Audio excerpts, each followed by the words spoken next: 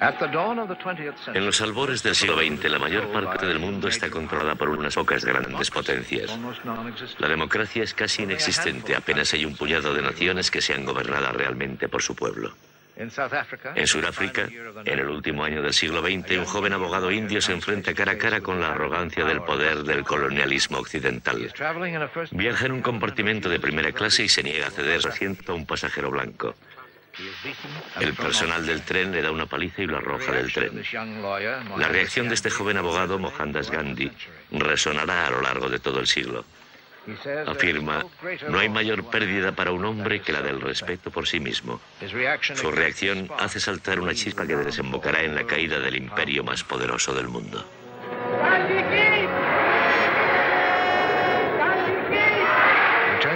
De regreso a la India, Gandhi contraataca con verdades sencillas y la resistencia pasiva. Se despoja del atuendo occidental y dirige a su pueblo en una revolución de desobediencia civil contra el dominio británico. En años posteriores, otras personas emplearán esas mismas armas, como Martin Luther King y Rosa Parks en la batalla por los derechos civiles en el sur de Estados Unidos, Nelson Mandela en Sudáfrica, Lech Walesa en Polonia, el padre Oscar Arnulfo Romero en El Salvador, Ana Frank, una inocente niña en Holanda, y Aung San Suu Kyi en Myanmar.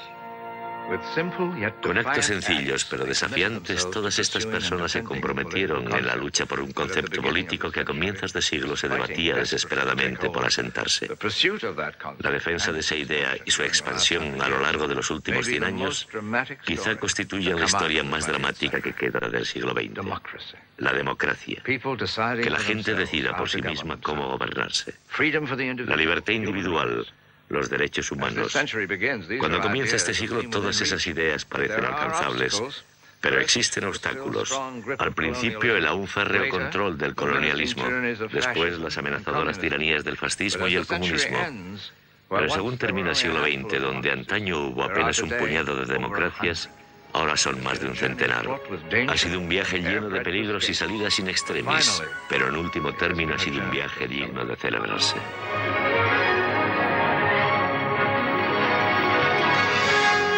Así fue el siglo XX. El principio de una nueva era.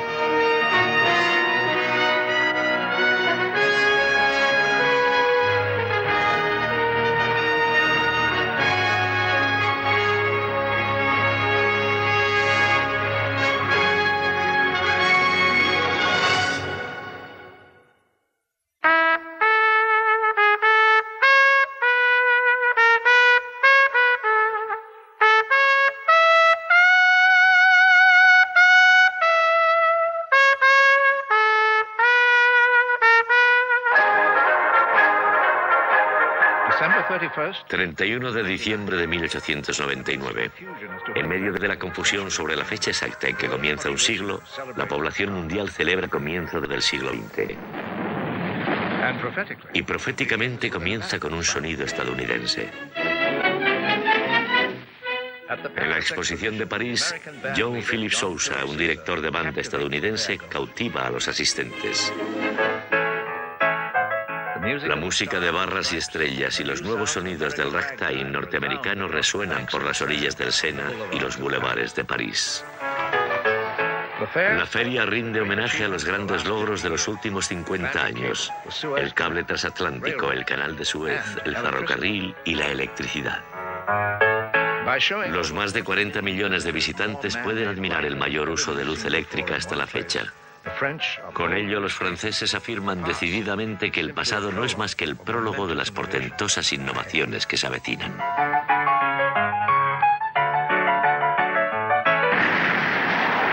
Y ha sido un siglo espectacular. Una persona nacida en 1900 ha contemplado más avances en la ciencia y el conocimiento humano que dado ser humano alguno. No solo hemos roto nuestras ataduras terrestres y viajado al espacio exterior, sino que también hemos hecho que nuestra vida sobre esta esfera azul sea más saludable y prolongada que lo que se creía posible. A comienzos de este siglo, la duración media de la vida era de 47 años. Hoy es de 76. En 1900 solo éramos alrededor de 1.500 millones. En el año 2000 seremos más de 6.000. Y se acelera. Pensemos en ello. Donde antaño hubo caballos, ahora hay coches. Donde había trenes, ahora hay aviones supersónicos e incluso cohetes que transportan laboratorios para trabajar en el espacio. Donde en tiempos hubo solo música y teatro en directo, ahora hay cine y televisión, CDs, DVDs, televisión de alta definición. Donde antes solo había correo terrestre, ahora hay correo aéreo y electrónico. El teléfono ha dado paso a los ordenadores e Internet.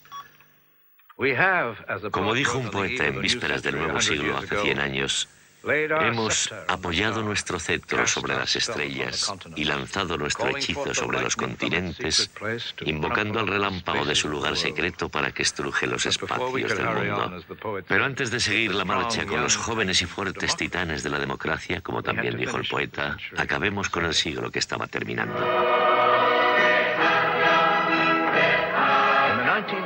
En el siglo XIX el sol no se ponía sobre el Imperio Británico. Es el mayor imperio de la historia y está gobernado por una mujer, la reina Victoria, que subió al trono a los 18 años en 1837, iniciando un reinado de 63 años. Tal es su dominio que su época, caracterizada por el moralismo y un colonialismo altivo, se llama la era victoriana. Gobierna más de una quinta parte de la superficie de la Tierra y una cuarta parte de su población. Pero en las postrimerías del siglo hay guerra en Sudáfrica y disturbios en Irlanda. Son las señales de que la era de Gran Bretaña está a punto de terminar. Victoria fallece el 22 de enero de 1901. Viuda del príncipe Alberto de Sajonia-Coburgo, una casa real alemana, y madre de 9 hijos, la soberana británica muere a los 81 años. La corona pasa a su hijo, el rey Eduardo VII.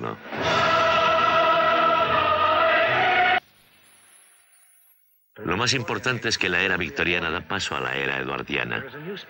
Reina un nuevo espíritu de liberación en el que Eduardo acude a la trasnochada Inglaterra tradicional, lo que lleva al escritor estadounidense Henry James a afirmar que esta es una época en la que se debe vivir todo lo posible. La alegría de vivir de Eduardo, sin embargo, no es compartida por sus parientes de sangre real. Uno de ellos es su sobrino, el militarista Guillermo II de Alemania. La otra es Alejandra, zarina de todos los rusos. Al igual que muchos de los nietos de Victoria, Alejandra reina al lado de su esposo, el zar Nicolás II, sobre un país convulso. El monarca con un reinado más largo del mundo, Francisco José I, también reina en un país turbulento. Sufre problemas constantes con los serbios de Bosnia. Gobierna el extenso y variopinto imperio austrohúngaro en el centro de Europa. Las luchas constantes entre musulmanes y católicos en los Balcanes amenazan a Francisco José, al igual que las aspiraciones del imperio otomano turco. Sin embargo, en 1905 es en Rusia donde los monarcas reinantes sufren la amenaza más palpable. El domingo 22 de enero, 200.000 obreros de San Petersburgo, afectados por un cierre patronal, dirigen una petición al zar, al que llaman afectuosamente su padrecito. El zar, que afirma que jamás deseó gobernar ese imperio retrógrado y multinacional, lejos de escuchar las súplicas de los obreros, permite que sus tropas abran fuego sobre ellos. Mueren centenares de personas. Ese día, el domingo sangriento, la opinión pública se vuelve contra el zar. Es el principio del fin para la monarquía rusa.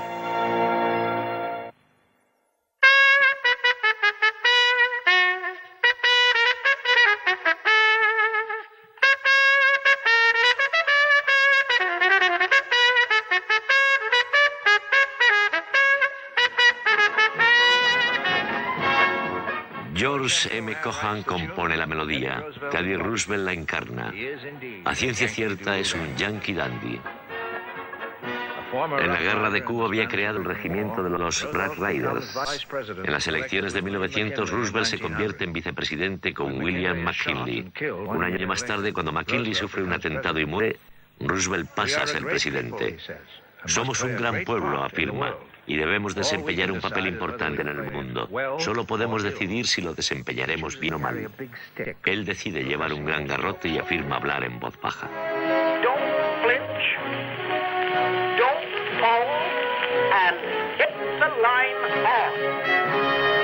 Envía por todo el mundo los 16 acorazados de la Gran Flota Blanca. Esta armada de Roosevelt confirma la posición de su país como potencia mundial. En 1903 fomenta una revolución en Panamá y se hace con los derechos para construir allí un canal. Es una de las gestas de ingeniería más formidables de la historia y tarda 10 años en construirse. Roosevelt afirma que solo está haciendo la gran obra del tío Sam. Al mismo tiempo, defensor de la naturaleza y cazador de caza mayor, Teddy Roosevelt siempre está, en palabras de un escritor, animado y dispuesto para cualquier cosa. En su faceta humana se recuerda sobre todo la ocasión en que perdonó la vida a un osedno.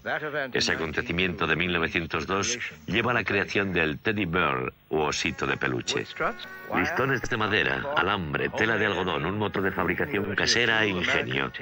Con todo eso, dos caldereros e inventores estadounidenses consiguen en 1903 el primer vuelo controlado en una nave más pesada que el aire. Wilbur y Orville Wright, socios en la tienda de bicicletas de su padre en Dayton, Ohio, dedican 3 años a diseñar y fabricar un aeroplano.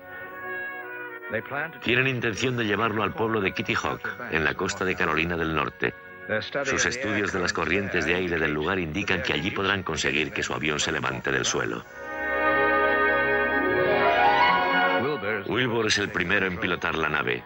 Luego lo hace Orville. Un periódico da cuenta de un vuelo de 5 kilómetros, pero en realidad el avión permanece en el aire 12 segundos y recorre 40 metros. Al principio muchos dudan de las noticias del éxito de los hermanos. Otros dudan que pueda repetirse el vuelo, así que Wilbur lleva su espectáculo a París. Allí, ante los invitados y una cámara de cinematógrafo, vuelve a ascender hacia el firmamento. El siglo acaba de comenzar y el hombre ya ha comenzado su conquista de los cielos.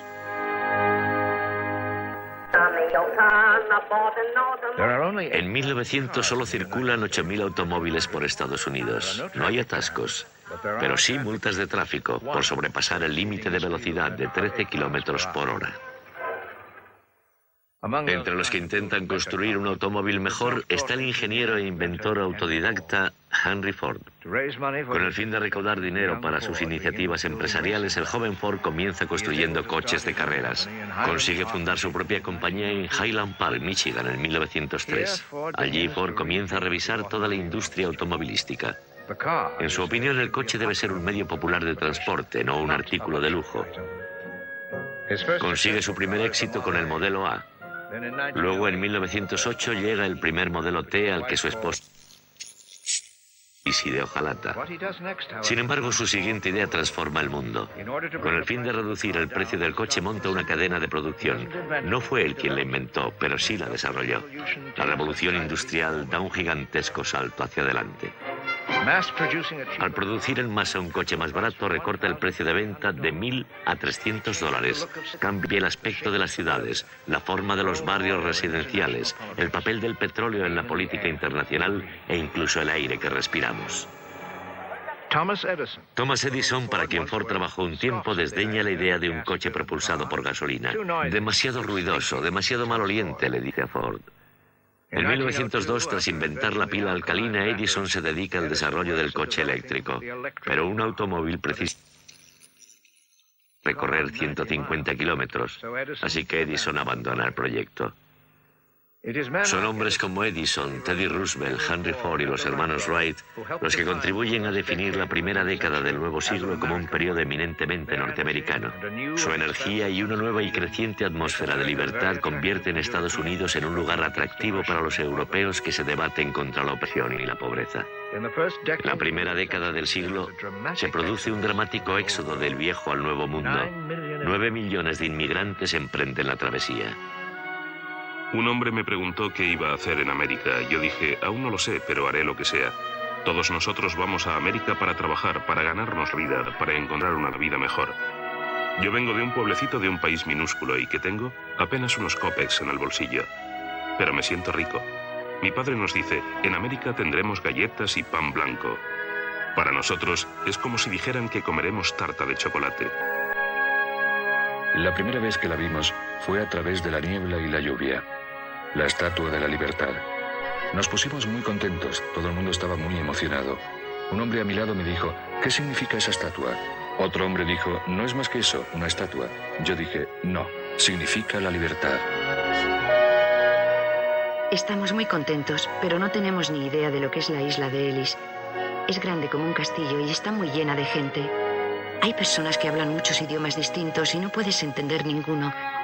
Entonces alguien te agarra y te levanta los párpados, buscando enfermedades, supongo. Mi hermana tenía verrugas en el dorso de las manos. Le pusieron una gran aspa blanca en la espalda del abrigo y la apartaron a un lado. A los de las aspas los apartan para devolverlos. Están enfermos, esos de las aspas, así que hay que devolverlos a su país. Llegan sin cesar y traen consigo el talento y la energía que enriquecen a su nuevo país. Pero a menudo se les pide que lo hagan con nombres más estadounidenses. What's your name? I said Stokowski. He said, that's a foreign name. You can't have a name like that. I said, that's my name.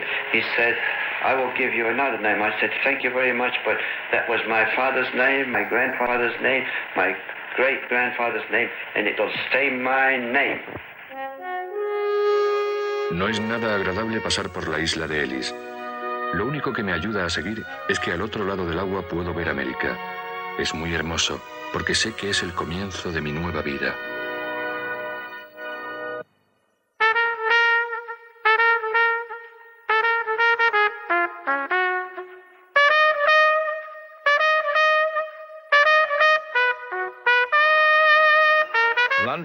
Londres, Boston, París, Atenas y Berlín lo tuvieron primero. Pero la que se convertirá en la red de metro más grande del mundo se inaugura en Nueva York en 1904. Los primeros premios Nobel se conceden en 1901. La primera mujer que gana un Nobel es Marie Curie.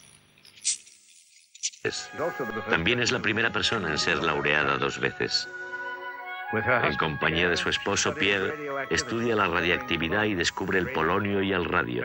Sus descubrimientos desembocan en la era atómica y nuevos tratamientos para el cáncer. Guglielmo Marconi gana su premio Nobel de Física por ser la primera persona que transmite un mensaje sin hilos. En 1901 envía la letra S en código Morse a través del Atlántico, desde Inglaterra hasta Terranova. La conexión física a través del aire. El logro de Marconi abre la puerta al desarrollo de la radio y la televisión. La primera década del nuevo siglo produce personalidades iconoclastas y avances revolucionarios en la ciencia y la medicina, como Max Planck con la mecánica cuántica. Paul Ehrlich, cuyo compuesto 606 constituye una cura para la sífilis. Y William Gorgas, cuyos trabajos en Cuba y Panamá ayudan a eliminar la fiebre amarilla y la malaria. Y George Washington Carver, cuyas investigaciones llevan a que en el sur de Estados Unidos se empiecen a plantar cacahuetes en lugar de algodón. Es el Dr. Carver también quien inventa la mantequilla de cacahuete, un descubrimiento quizá menos sensacional, pero muy importante para la vida cotidiana norteamericana. Al igual que la cremallera, introducida y popularizada en Suecia en 1905. Y el sujetador, que se separa del corsé por primera vez en 1900. Ya en 1901, King Cam Gillette, un estadounidense, presenta una maquinilla de afeitar que empleaba cuchillas desechables y tenía doble hoja. La aspiradora es patentada por H.L. Booth, un fontanero de Nueva Jersey, en 1901. El celofán lo inventa por casualidad un especialista en textiles en 1908. El plástico comienza en 1909 con este producto, la baquelita, inventada por Leo Baekeland. Eastman Kodak comercializa una cámara para todos en 1900. Los lápices Crayola aparecen en 1903, un año después de que Barnum lleve una casa de fieras a la mesa de la cocina. Poco después incluyen juguetes en las cajas de Cracker Jacks y el periódico New York World publica este crucigrama, el primero del mundo. La hamburguesa o filete de carne picada nació en la ciudad alemana de Hamburgo, pero el bocadillo hecho con este filete nace en América. Frank Menches empieza a venderlo en la Feria Mundial de San Luis en 1904. En esa misma feria presenta también el helado de cucurucho.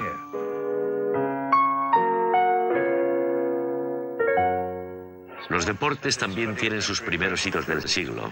En béisbol, la Liga Norteamericana se forma en 1900. 3 años más tarde, los Red Sox de Boston derrotan a los Pirates de Pittsburgh en las primeras series mundiales. El primer partido de la Copa de la Rosa se juega el día de Año Nuevo de 1902. Imbatidos, Michigan derrota clamorosamente a los Indians de Stanford por 49-0. El trofeo de tenis internacional por equipos, la Copa Davis, se crea 2 años antes. Es idea del norteamericano Dwight Davis, que ayuda a sus compañeros de equipo a ganar la primera copa. Las 500 millas de Indianápolis se corren por primera vez en 1911. El ganador es Ray Harrow, con una velocidad de casi 120 kilómetros por hora. Jack Johnson se convierte en el primer campeón de los pesos pesados de raza negra en 1908 al noquear a Tommy Burns. Cuando 2 años más tarde derrota en Reno a Jim Jeffries, la gran esperanza blanca, estallan disturbios raciales por todo el país. Johnson, calificado de uno de los hombres más odiados de la Tierra, acaba por ser derrotado en 1915, pero para entonces ya ha colocado al hombre negro en un lugar destacado del deporte estadounidense. En 1903 el público se agolpa delante de las salas de cine para ver la primera película narrativa de largometraje, The Great Train Robbery. Esta película es la primera de la historia con un primer plano. La industria estadounidense del cine mudo está acelerando la marcha, sobre todo en Nueva York. Entre los primeros grandes éxitos estaban las películas de una sola bobina de Mack Sennett, protagonizadas por los Polis de Keystone.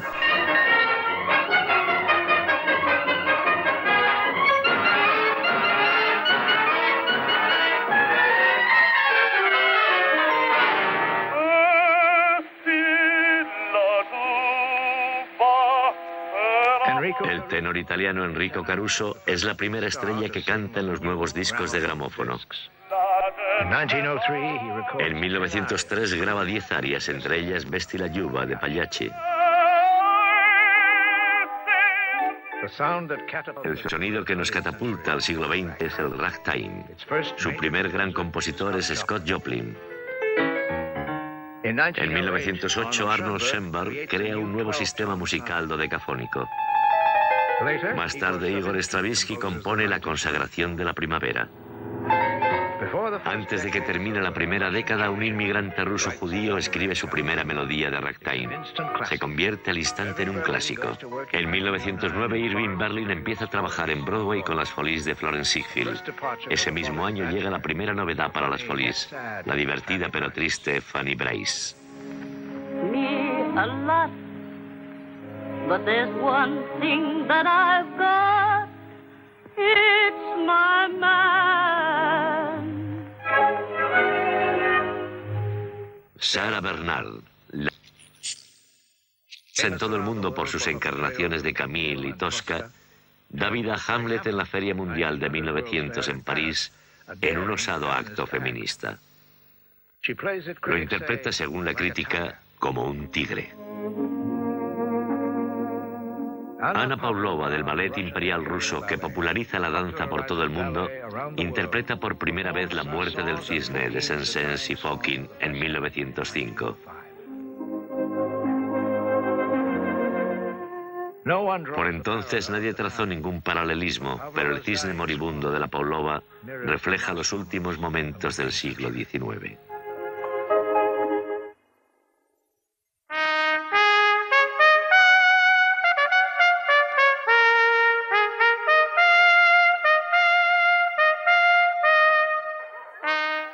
El nuevo siglo empieza al mismo tiempo que la carrera por los polos. Comienza en el norte, donde valerosos aventureros luchan por ser los primeros en llegar a lo alto del mundo. El estadounidense Robert Peary, con 4 esquimales, y Matthew Henson reclaman ese honor en 1909. Existe cierto debate sobre si Peary realmente llegó al Polo Norte, o si fue uno de sus rivales, Frederick Cook. Sin embargo, hasta los críticos más acerbos admiten que Peary se acercó mucho, a menos de 1 grado del polo en sí. El noruego Roald Amundsen también intentó ser el primero en alcanzar el Polo Norte, pero fracasó. Con el aparente éxito de Peary, Amundsen y otros exploradores volvieron su vista al Polo Sur.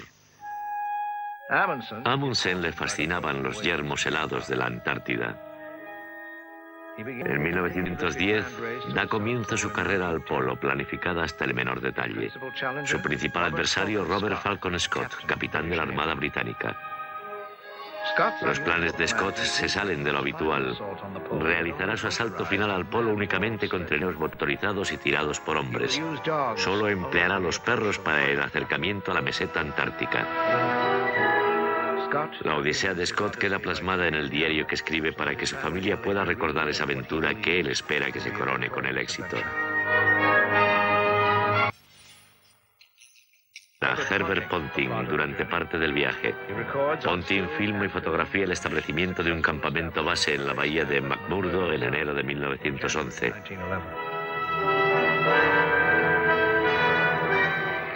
Scott emprende su ataque al polo en octubre, 9 meses más tarde.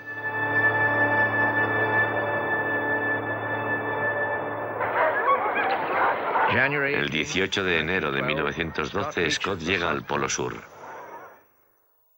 Pero queda sumido en el desconsuelo al descubrir la bandera noruega sobre la tienda de Amundsen.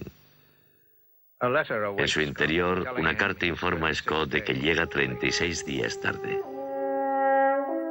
La temperatura es de 45 grados bajo cero. El campamento base está a 1.300 kilómetros. Las provisiones escasean. Scott y sus hombres comienzan la travesía de vuelta, lo que Scott llama en su diario una lenta marcha fúnebre. Las tragedias no acaban nunca. Oates dijo que no podía seguir. Propuso que le dejásemos en su saco de dormir. Esa misma noche salió de la tienda y se internó en la ventisca. Sus últimos pensamientos fueron para su madre. Sabía que lo que hizo fue el acto de un hombre valiente y un caballero inglés. Todos esperamos enfrentarnos al fin con un espíritu similar. Probablemente el fin no está lejos. Mi pie derecho está perdido, casi todos los dedos de los pies. Parece una pena, pero creo que no puedo seguir escribiendo. Por amor de Dios, cuidad de los nuestros. Los cadáveres de Scott y de 3 compañeros aparecen a apenas 18 kilómetros del campamento base. Una cruz marca el lugar en el que perecieron. El triunfo de Amundsen queda ensombrecido por la tragedia de Scott, pero es el noruego quien ha llevado al hombre a los confines de la tierra.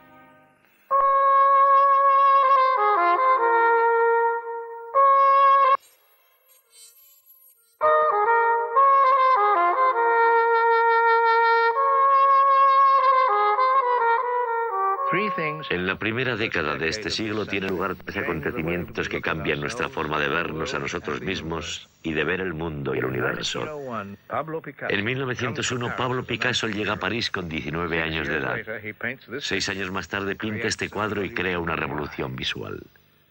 También es en 1901 cuando este hombre, un médico vienés, Sigmund Freud, escribe un libro y crea una revolución en la mente. Al mismo tiempo, Albert Einstein, a los 26 años, mientras trabaja como funcionario de patentes en Suiza, publica 3 artículos que darán un vuelco a la comprensión del universo por parte del hombre. Rara vez ha habido en la historia tal acumulación de genios como a comienzos del siglo XX. Además de Picasso, Einstein y Freud, hay otros como Frank Lloyd Wright, que en 1909 construye la Casa Robbie en Chicago, doblando y curvando acero, lo que hace posible una nueva arquitectura. Se trata de iconoclastas que atacan las antiguas certidumbres, que crean una nueva forma de pensar y comprender. Son dominantes en su campo, como Picasso, el artista más fundamental del siglo XX. Sus cuadros se venden por más de 8.000 millones de pesetas y el catálogo de su obra ocupa 33 volúmenes. Al igual que su arte, su vida también fue una obra maestra. Cuando recién iniciado el siglo Picasso llega a París, se establece en Montmartre, el barrio bohemio. Inspirado por la obra de Toulouse-Lautrec y Cézanne, ejecuta una serie de autorretratos. Vive prácticamente en la miseria como un artista de taberna. Sus amoríos, tanto entonces como más tarde, son tórridos y tormentosos, pero nada se interpone en su trabajo. Atraviesa un periodo azul y uno rosa, creando imágenes que cautivan la mente. En 1907, empleando formas, máscaras y colores tribales, tiene la audacia de dibujar sus figuras con formas irreales. Completa lo que los críticos califican actualmente como el cuadro más importante del siglo. Lo titula Las señoritas de Aviñón, por las mujeres que conoció en los burdeles Aviñón de Barcelona. En Las señoritas se perfila lo que se avecina. Junto con el pintor francés Georges Braque, Picasso hace saltar en pedazos el mundo del arte con el estilo que otro pintor llama cubismo. Es Henri Matisse quien dice que Picasso deconstruye sus objetos, en este caso mujeres, en pequeños cubos. La revolución visual de Picasso continúa hasta el final de su vida, en 1973. Al mismo tiempo que Picasso en París libera a los artistas de su pasado, el doctor Sigmund Freud en Viena trata de hacer lo propio con sus pacientes. En su consulta, en el número 19 de la calle Bergers, busca nuevas rutas hacia la mente inconsciente del hombre. En la interpretación de los sueños, según el propio Freud, su libro más importante, se afirma que los sueños son el camino real hacia el inconsciente. En esta obra y otras escribe sobre el desbloqueo de deseos reprimidos. I discovered some important new facts about the unconscious. People did not believe in my facts and thought my theories unsavory. El complejo de Edipo, la envidia del pene, el ello, el yo y el superyo. Freud explora y desarrolla conceptos que asustan al mundo. Emplea la conversación y la hipnosis como tratamiento de la histeria, que según otros solo puede tratarse con la electroterapia o la hidroterapia. Libera a sus pacientes, como la histórica Anne O, sacando a la luz oscuros secretos de sus recuerdos sexuales reprimidos. Recibe el frívolo apodo de el médico del amor. Más tarde los nazis lo tachan de pornógrafo y queman sus obras. Freud dice, en la Edad Media me habrían quemado, ahora se contentan con quemar mis libros. Freud huye de los nazis en 1938. Otro genio que huye de Europa y de los nazis en la década de los 30 es Albert Einstein. A su llegada a Estados Unidos, la recibe un equipo de jóvenes animadoras. Einstein, físico y humanista, no empezó a hablar hasta los 3 años de edad, pero ahora su ingenio cautiva al mundo entero. Ich trinke nicht, also ist mir das ganz gleich. He doesn't drink at all, so he is not interested in this question. La carrera de Einstein como uno de los pensadores más grandes Suiza, donde publica 3 artículos en 1905. Con ellos formula teorías que otros tardarán décadas en confirmar y dar por válidas. Algunas son tan complejas que ni siquiera pueden aplicarse todavía. La más importante de sus leyes es la teoría de la relatividad, que propone que solo la velocidad de la luz es constante y que el tiempo y el espacio no lo son. El tiempo y el espacio no son absolutos, sino relativos al observador. La materia se comporta de forma distinta cuando se aproxima a la velocidad de la luz. La materia es energía concentrada. Sus últimos años se definen por su trabajo en Princeton y sus esfuerzos por conseguir que el presidente Roosevelt busque el apoyo de la comunidad científica en la guerra contra el fascismo. Su fórmula E igual a mc² lleva a la liberación del poder del átomo, pero su legado va más allá.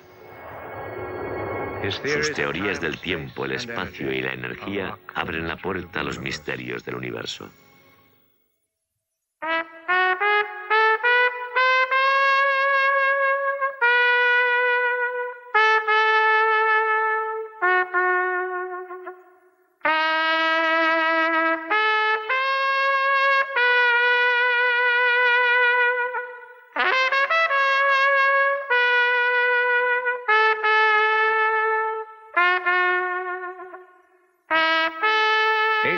...269 metros de anchura, 32 metros de altura, capaz de alcanzar una velocidad de crucero de 30 nudos y proclamado con orgullo insumergible. El nuevo transatlántico de lujo de la compañía británica White Star recibe el apropiado nombre de Titanic. El 10 de abril de 1912, 2.206 pasajeros y miembros de la tripulación se embarcan en un viaje inaugural, entre ellos la florinata de Estados Unidos e Inglaterra. En la quinta noche de la travesía, el Titanic choca con un iceberg.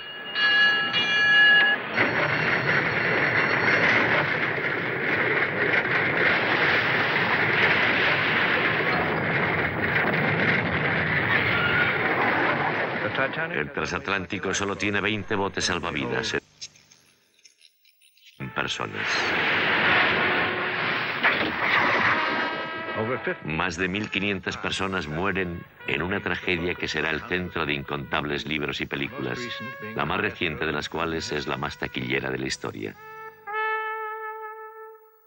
Sus misterios permanecen sepultados en las profundidades del mar, pero su historia ya es leyenda. El hundimiento del Titanic es uno de los primeros indicios de que la tecnología puede fallar, de que por sí sola no puede mantener a flote un gran barco. Un reportero escribe: de hecho, no existe ningún barco insumergible, ni tampoco ningún puerto seguro. El poderío de la naturaleza puede humillar hasta la mayor obra del hombre. Más allá de la tragedia está la lucha. Una de las mayores luchas de principios de siglo es la que liberan las mujeres que exigen el derecho al voto. En 1912 solo pueden votar en Finlandia, Nueva Zelanda y Australia. Ese derecho se les niega en el resto del mundo, como en Alemania, Rusia, Estados Unidos e Inglaterra. En Gran Bretaña, el movimiento sufragista está liderado por Emmeline Pankhurst. Entre sus radicales acciones está prender fuego a la residencia del primer ministro y al Parlamento. Es encarcelada en varias ocasiones. Dentro de la prisión hace huelgas de hambre para denunciar la crueldad y brutalidad del dominio de las instituciones masculinas. Insiste en que los horribles males que azotan nuestra civilización jamás desaparecerán hasta que las mujeres obtengan el voto. Entre esos males está la guerra, que líderes como Guillermo II de Alemania consideran un acto de honor. De la misma opinión es el zar Nicolás de Rusia. Cuando termina el primer decenio del siglo, Nicolás y su esposa Alejandra desatienden los asuntos de Estado, preocupados por la hemofilia de su hijo. Buscan ayuda en un clarividente, Rasputín, el monje loco, que dice al zar que se avecina una gran guerra.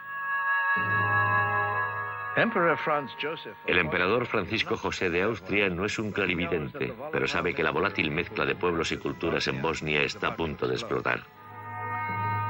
Antaño parte de Serbia, Bosnia ha sido anexionada por el Imperio Austrohúngaro en 1908. Con la esperanza de poner fin a la resistencia, Francisco José envía a su sobrino a la capital de Bosnia. El archiduque Francisco Fernando y su esposa llegan a Sarajevo el 28 de junio de 1914. Mueren a causa de los disparos de un nacionalista serbio, Gavrilo Princip. Es uno de los asesinatos que mayores repercusiones haya tenido en la historia. Francisco José, furioso, acusa de inmediato a Serbia de haber organizado el asesinato. Un mes más tarde declara la guerra a este país balcánico. Alemania cumple su compromiso de apoyar a las tropas austrohúngaras. Una cadena de alianzas entrelazadas hace que Europa se convierta en una gran hoguera. Rusia cumple sus compromisos hacia Serbia. Francia tiene una alianza para acudir en ayuda de Rusia. Inglaterra otra alianza para auxiliar a Francia. Y Turquía se alía con Alemania. 4,5 millones de alemanes marchan hacia la guerra. Todos, como dijo un escritor, locos de emoción, euforia y éxtasis. 4 millones de soldados franceses hacen lo mismo. Todos los países europeos tienen ejércitos de reclutas, salvo Gran Bretaña. Pero tampoco este último país tiene ningún problema por encontrar hombres que luchen en la Gran Guerra. Menos de 2 meses después de la muerte del archiduque en Sarajevo, 17 millones de soldados de 8 naciones y sus colonias están en guerra. Tras varias victorias rápidas, el avance de los alemanes se detiene. Primero en el Marne, luego en Ypres. Ambos bandos excavan refugios, construyendo una red de trincheras que va desde Suiza hasta el mar. Por entonces ninguno de los bandos lo sabe, pero aquí es donde se combatirá la guerra durante los próximos 4 años.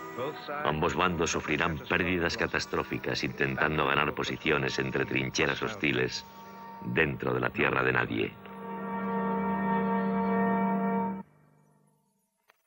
A finales de 1914, apenas 5 meses después del comienzo, hombres han resultado muertos o heridos.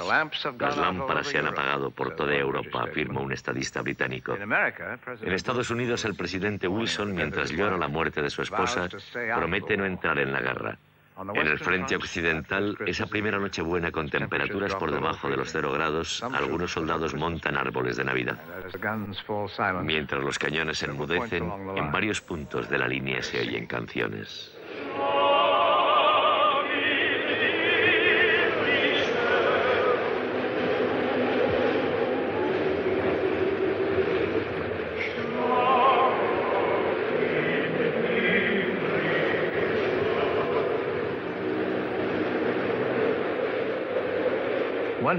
Un soldado británico escribe en una carta: oímos cantar a los alemanes y pensamos que debíamos contraatacar de alguna forma, y así lo hicimos.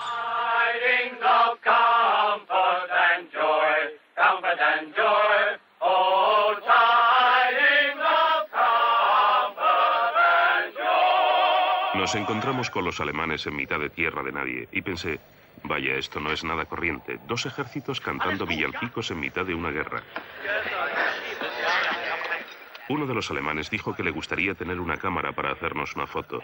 Los oficiales brindaron a la salud de los otros y acordaron que esta tregua extraoficial terminaría a medianoche. Y así sucedió. A las 12:01 del 26 de diciembre de 1914, la guerra continuó.